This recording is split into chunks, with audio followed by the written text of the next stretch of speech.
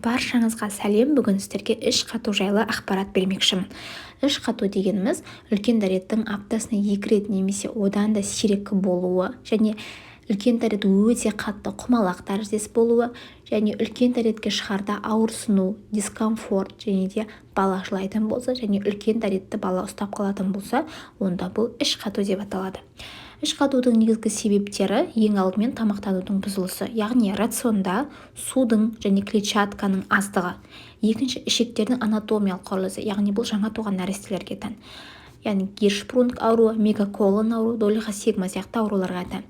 Үшінші, аурулардың себебінен, яғни гипотиреоз ауруы кезде іш қатуға өте бейім болып келеді. Және төртінші себебі дәрілердің де салдарынан болуы мүмкін. Іш қатудың негізгі себебі ең алдымен іш айдайтын препараттар.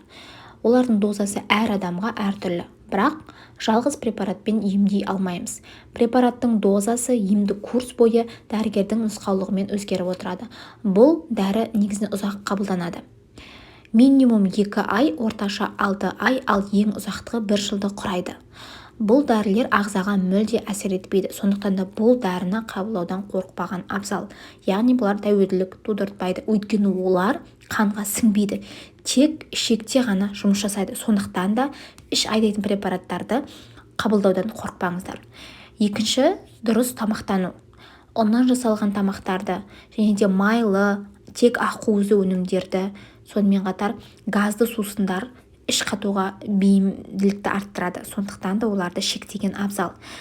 Оның орнына жеміс-жидекті, көкөністерді, атруби, нанның орнына хлебцейді жеуге болады. Үшіншіден, сұйықтықты жеткілікті мөлшерде ішу. Яғни сұйықтықты баланың салмағына қарай ішу қажет. Мысалы, баланың салмағы 30 кг болатын болса, оны 30-ды 30-ға көбейтеміз, яғни баланың салмағын 30-ға көбейтеміз. Сонда 900. 30 кг бала бір күнде 900 мл суды ішу қажет. Төртінші, белсенді болу. Жаттығулар жасау, гимнастика жасау. Ал кішкентай балалар болатын болса, олардың ішіне сағат тілі бойымен 10-ға қарай 10 ретке дейін сипап массаж жасауға болады. Және гимнастика жасауға болады. Яғни аяқтарын ішіне қарай бүгіп, жаттығу жасатуға болады.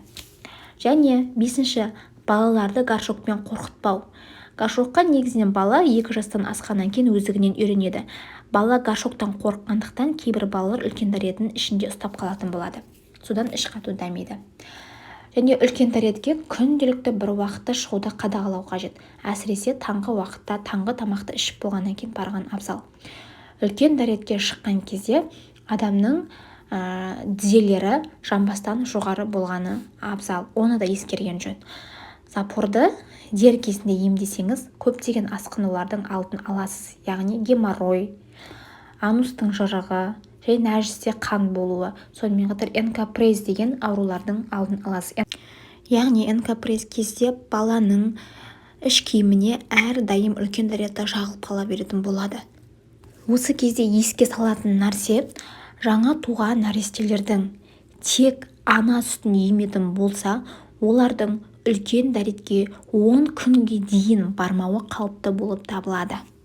Сондықтан да кішкентай сәбилер 1-2 күнге үлкен дәретке бармай қоятын болса, сабын салып әртүрлі дәрілерді салудың қажеті жоқ. Егер видеом пайдалы болған болса, достарыңызбен бөлісіп, лайк басып, комментарий жазуды ұмытпаңыз.